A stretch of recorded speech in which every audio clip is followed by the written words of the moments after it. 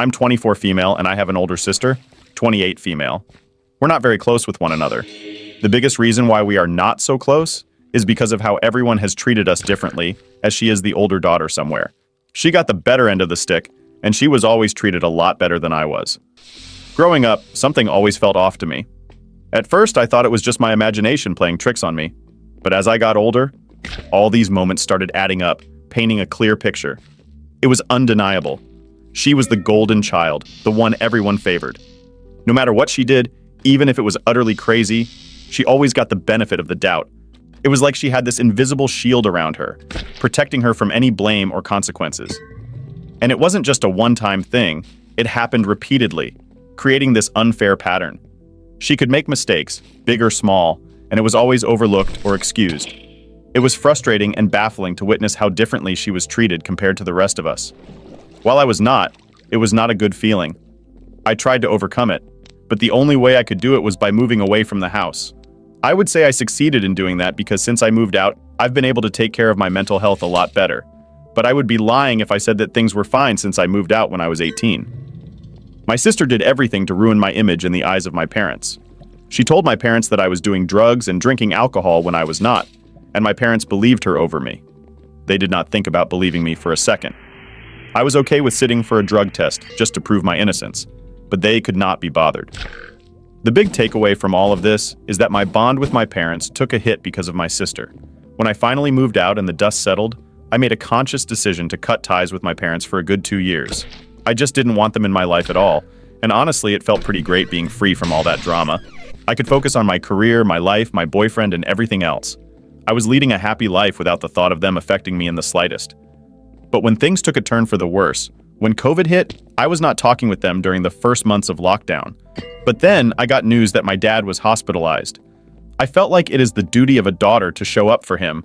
I do not believe in treating someone the way they treat me. I treat people the way I want to treat them. And despite everything, I wanted to be there for him. Owing to his hospital stay, I started talking to my parents. Things have been fine since then. We began patching things up. My sister wasn't thrilled, but I made it clear that I was determined to stick to my decisions. Moreover, when my parents approached me about their financial struggles, I stepped in to assist as much as possible.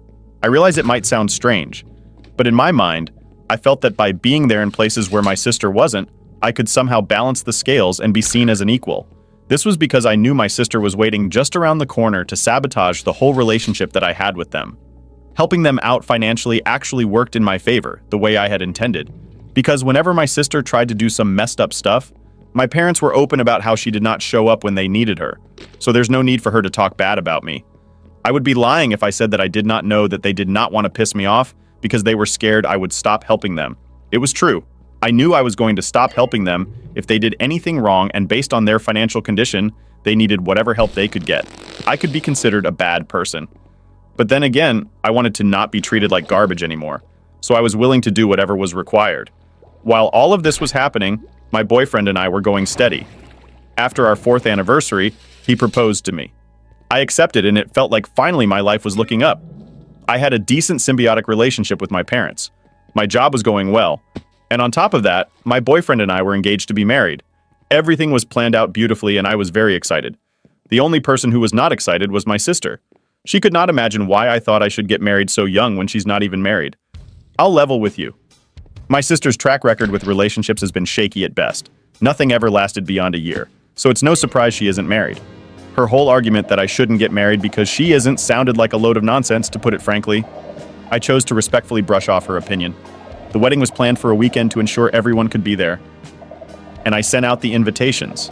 I sent invitations to my sister and my parents because despite everything, I really wanted my family to be there. The wedding was a week ago, last Saturday. And guess what happened? My parents did not show up. You could be thinking that something had happened or something, maybe something major. No, they did not show up because my sister decided to host a lunch at her place on the same date. And my parents decided it's much more important to meet their older daughter for her lunch than be there for their youngest daughter for her wedding. Their behavior hit me hard. It was beyond unsettling. It felt like a twisted joke because they didn't bother to inform me they weren't coming. I kept waiting for 30 agonizing minutes, holding on to hope until my mom revealed my sister's social media post to me. And that was when I found out that they were not coming. They looked so happy sitting next to her as if she was the only daughter that they had. I decided at that moment I do not plan on helping them anymore. I decided that I am 7 years too late to cut them off, but now is as good a time as any. So that is what I did. After my wedding was done, I sent them a message clearly stating that I will never consider them as my parents again because they have repeatedly chosen my sister over me, even when I have pulled through wherever she liked. And as they refuse to respect me, I will not respect them either. Since then, I've stopped calling them mom and dad, and they're not happy. They have sent me several messages trying to excuse their behavior, but I am adamant. I do not plan on being nice to them in the slightest, but somewhere I feel like a huge a-hole for treating them that way. So I guess that's why I'm here. I too. Or am I overthinking? Update 1. Hey everyone, I really appreciate you guys being there for me. Sorry it took me a while to update you guys. Upon returning from my honeymoon, I wanted to share my thoughts with you all. I don't believe I'm in the wrong, but oddly enough, hearing you say that, I'm not an a-hole made my day. I've been dodging my entire family since then because they've been bombarding me with messages online. My sister and parents think they did nothing wrong, and I'm the one who's overreacting. My parents are not very happy with me refusing to pay for their stuff as well. They know very well that my sister is not going to pay for anything because she does not have the money to spare. But oh well, I'm not planning on being friendly with them anymore. I hate that they made me feel like that. Update 2. So, I know it's been about 3 days since I last updated you guys. Yesterday, my mother showed up at my place. I did not want to talk to her in the slightest, but she had been waiting outside my apartment for hours before I came. That is what my neighbors told me later. So thinking it might be best, I decided to open up to her. Turns out, that wasn't the wisest move. As soon as the door shut, my mom unleashed her fury on me. According to her, I was being unreasonable, practically labeling them as villains. She argued that just because I'm married doesn't mean I should act like my spouse is my only family. I have a family, and I should treat my parents and sister as my family too. I told her that whatever she's saying would be applicable if she ever treated me as family, but she never did. I was always treated like I was useless every time I needed them. She did not pull up. So what is the point of her coming to me and now pretending like I mean something to her? I also pointed out to her that even though she could have chosen to be there for me, she chose my sister on the day of my wedding. But my mom was so far up in her head, she did not think that what she was doing was bad in any shape or form. It was pathetic seeing her behave the way she was behaving. It was sad. She did not think whatever she did was at all offensive or can be considered offensive by anyone. Instead, she insisted that I was the one who overreacted, and I hated that. I told her to get out and never get back in touch with me again, unless she's ready to accept that she has been choosing my sister over me. And things are shifting in how my mom interacts with me now. She called me crazy, and I simply told her she could leave and never bother to reconnect if that's her stance. Update 3. Hi everyone, it's been a bit since I last updated you. I appreciate all the support from those who cheered me on during that conversation. I'm going to cut off my parents. I appreciate that very much. I told you guys in the last update how my conversation with my mother ended up. We have not been talking since then. My father has been reaching out to me, and I have been ignoring him as well. My sister has messaged me on social media asking me to grow up and stop overreacting. But lunch was really important to her, and family members have to sometimes sacrifice things for each other. I told her and my father the same thing I told my mother, and I have been adamant about the whole thing. While I do want to have a healthy relationship with my mother and father, unless they're willing to put in the work, I will not be the one carrying the whole weight on my shoulders. Opie and TJ, honestly, you are my hero because I'm in a situation similar to yours, with a family that is blatant about their favoritism. And honestly, if I could leave, I would do the same thing that you're doing, AJ. They do not deserve to be called mom and dad if they're not willing to be a mom and dad to you. Anyone who thinks otherwise can take a long walk off a short pier. Next story. So my girlfriend, 22, female, and I, 24 male, have been dating for about 4 years. When I first introduced her to my friends, I noticed that she was getting along really well with my cousin Sam, who is 24. They had a similar sense of humor and common interests. Seeing my girlfriend challenge him to a shots competition and get him drunk on tequila was the highlight of our first New Year's together. It made me really happy to see them become friends, since me and Sam are very close as well. Sam started dating Olivia, 24, female a year and a half ago, and they got engaged last December. He called me last week and asked me if I wanted to be the best man at his wedding. Obviously, I said yes. While we were talking, I mentioned how excited my girlfriend was for them and the wedding. He went silent. I asked if something was wrong, and he explained that Olivia and he planned a small wedding for just close family and friends. They decided not to invite partners unless they were married or engaged. I got upset, asking how they could make such a decision without considering our relationship. Then told me that while he wanted my girlfriend there, if they made an exception for us, then other people would expect it as well, so there was nothing he could do. When I told my girlfriend about what happened, she was visibly hurt. So 2 days ago, I texted Olivia and asked her if she and Sam discussed about our situation. She said that she doesn't want a stranger at their wedding and that she doesn't consider her family. Regardless of how serious our relationship is, I snapped and told Olivia that most of Sam's family, therefore mine, see my girlfriend as part of the family more than they see her since she didn't bother to build relationships with relatives other than Sam's parents.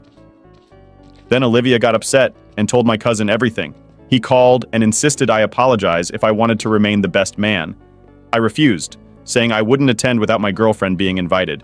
Sam hasn't talked to me since, and my girlfriend thinks I should apologize to salvage my relationship with my cousin. I stay AA. A wedding invitation is not a summons. They are free to make their choices, but you're also free to decline the invitation. What the heck kind of earth-shattering flood of plus ones are they expecting at an already small wedding? That's the flimsiest excuse I've ever heard. This would be reasonable if you just met. This might even be reasonable if you were a regular guest. However, you've been with your girlfriend for 4 years and you're the best man. Not allowing her to come is specifically callous. They're literally saying it's her or us. And your girlfriend is clearly the winner simply by not picking the fight. They know her. She's not a stranger, but they're choosing to treat her like one. And if they lose her and you by extension, that's the choice they made. It seems the groom felt ashamed and hesitant, indicating he knew it was unjust. This choice likely came from the bride. Feeling envious? Perhaps. Keep your heart open, but not to blame. Sam is the one causing rifts. You exacerbated it by confronting the bride. Let this take its course. You care for Sam, but you can't compete with his determined bride. Opinion to AA. You seem very serious in your relation, and as you mentioned, your family has accepted your girlfriend as part of them. I think the fact your girlfriend got along so great with your cousin is the real issue. Olivia doesn't want her there. You're definitely AA for defending your girlfriend. And to the no unmarried, unengaged couples rule is stupid, and it downplays a lot of perfect, valid couplings, yours included. If the bride doesn't want strangers at her wedding, don't invite someone who might bring a stranger. But it is their wedding, and they can make whatever stupid rules they want. You all within your right to not go, and you're giving proper notice to do so. So no, you aren't the a-hole here. Next story. I met my husband 7 years ago when my son was 4. We found out we were expecting a daughter just 2 months after I started dating my partner, who has a biological child. Our relationship has been fantastic despite moving quickly. However, a recent issue arose. My son is turning 12 soon, and we promised him a phone for his birthday. He's been asking since he was 9 because all his friends have one, and he feels left out.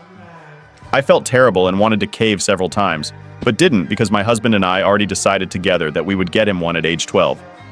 Now that his birthday is right around the corner, he's very fixated and excited that he would be able to get a phone. He's fully expecting it, which I already knew would happen because of how many times we told him, when you're 12. Well, I was looking at phones online the other day that had some parental controls and all that happy jazz. And my husband decided in this moment that he doesn't think my son is old enough for a phone and that he should have to wait until he's at least 15. I told him that absolutely was not happening, but entertained his reasoning to figure out the why. He said that basically, he didn't want my kid having access to any form of social media, and he feels that getting him a phone would be forcing him to grow up too fast and be subjected to the media and ignorance.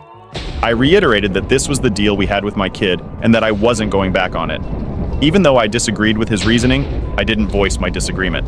I stood firm on our promise. We argued about it for a good 30 minutes, with him insisting my son doesn't even need a phone. But in the end, I made it clear that it wasn't up for discussion. I told him my decision. I'm getting my kid a cell phone. He snapped back with, then it had better be a fricking flip phone because I don't want him on the damn internet. He has not spoken to me since '80. Half my friends are on my side, but the other half says I need to consider what he's saying, and 2. Sorry to push this another 3 years after making your son wait. 3 years will shatter any trust he has in you both. Better to make rules, use parental software effectively, and teach him responsibility than alienate him like this. And to all the other kids his age are going to have phones on top of this. Many modern-day middle school classrooms send out SMS reminders for homework exams and supplemental classroom information. Your husband needs to get with the times. 1993 was 30 years ago. What's your husband going to tell your kid? When he's 15, wait till you're 18. On top of that, refusing to give your kid any responsibility is a self-fulfilling endeavor that guarantees you have an irresponsible child. It's far better for the kid to get exposure to social media while he's still receptive to your guidance than it is to wait until he's in the I know better stage, where he'll completely ignore your warnings and stumble into trouble, and you can limit access to kid's phone, and he will find a way how to get on social media if he wants to. My 7-year-old, who have problems with reading, found a way how to access the internet outside our home. Best way is to teach them being approachable when kids find something disturbing and not to freak out on them for what they saw.